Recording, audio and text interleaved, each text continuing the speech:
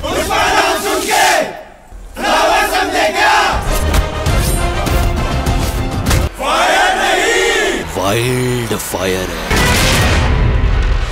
Guys কিছু জায়গায় পুষ্পা 2 এর টিকিট প্রাইস এত বাড়িয়ে দেওয়া হয়েছে যা ব্লকবাস্টার ট্রিপল আর এর থেকেও বেশি। আরেকদিকে ক্রিস 4 নিয়ে আছে গুড ও ব্যাড নিউজ। তাছাড়াও সত্যি কি ডিজাস্টার কাঙ্গুবার পার্ট 2 আসবে? সাথে খাদান মুভির নতুন গানটা কেমন ছিল সবকিছুই জানবো, শুধু ভিডিওটার সাথেই থাকুন।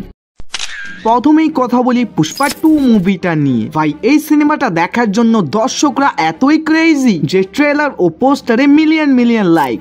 আজকে সন্ধ্যায় 7:02 এটার একটা আইটেম সংও আসবে, যা যদি প্রিভিয়াস উয়ান্টামা গানের থেকেও ভালো হয় তাহলে সিনেমাটার হাইপ তো এমনিতেই আরো ডবল ইনক্রিজ হবে। পাটনা থেকে যে ঝড় শুরু হয়েছিল ওটা এখন পুরো প্যান ইন্ডিয়ায় ভূচাল আনতেছে। এক্স্যাক্টলি এই যে সিনেমাটার মার্কেটে এত হাইপ ও ডিমান্ড, এগুলো দেখে অন্ধ্রপ্রদেশ এন্ড তেলেঙ্গানার হল মালিকরা 150 টাকার মাল্টিপ্লেক্স টিকিট 500 টাকায় বিক্রি করবে, আর সিঙ্গেল স্ক্রিন গুলোতেও 300 কোটির উপরে। ভাই সেম আবার এই তেলুগু ইন্ডাস্ট্রি ট্রিপল আর মাল্টিপ্লেক্সের টিকিট প্রাইস ছিল শুধু 400 কোটি। মানে ভাই পুষ্পা ভাইয়ের ভকাল এতই বেশি যে পৃথিবী উল্টে যাক তারপরেও হলে বসে সিনেমাটাকে দেখতেই হবে।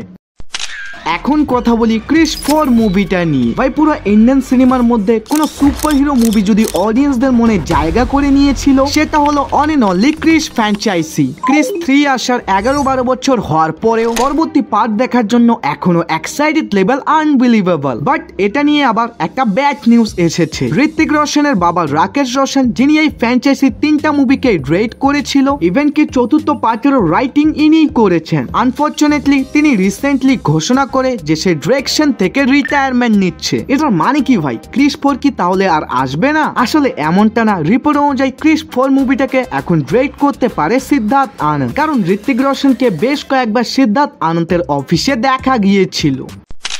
এখন কথা বলি কাঙ্গুবা মুভিটা নিয়ে। ভাই বক্স অফিসে প্রথম দিন 58 কোটি দিয়ে ওপেনিং নিলেও বর্তমান এটা টোটাল কালেকশন 150 কোটির কাছাকাছি, যা 300 কোটি রুপি বাজেটের ক্ষেত্রে অনেকটাই কম। তারপরেও এটার প্রডিউসার বলে ডিরেক্টর শিবা কিছুদিনের মধ্যেই থালা অজিতের সাথে একটা সিনেমা তৈরি করবে, এন্ড জাস্ট এটার পরেই তারা কাঙ্গুবা পার্ট 2 নিয়ে কাজ চালু করে দিবে। হোয়াট?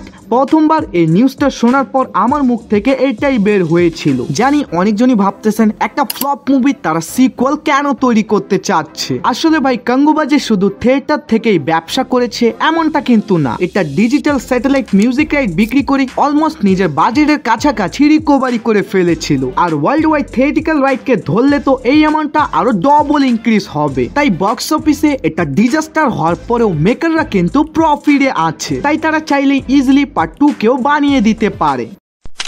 এখন কথা বলি খাদান মুভিটা নিয়ে। ভাই কিছুদিন আগেই তো এটা রাজা নামে একটা গান এসেছিল যেটা হিউজ সাকসেস লাভ করে, আর এই সিনেমাটা যখন টিজার এসেছিল ওখানে এই নতুন গানেরও একটা ছোট্ট ক্লিপ ব্যবহার করা হয়েছিল, যা দেখে আমি ভাবছিলাম হয়তো কোনো আইটেম সং থাকবে। বাট এখন দেখতেছি এটা একটা নর্মাল বিট দিয়ে তৈরি করা বিয়ের গান। মানে বেশিরভাগ এই গানটাকে বিয়ে বাড়িতেই চালানো হবে। ওভারঅল বলতে গেলে গানটা ভালোই ছিল।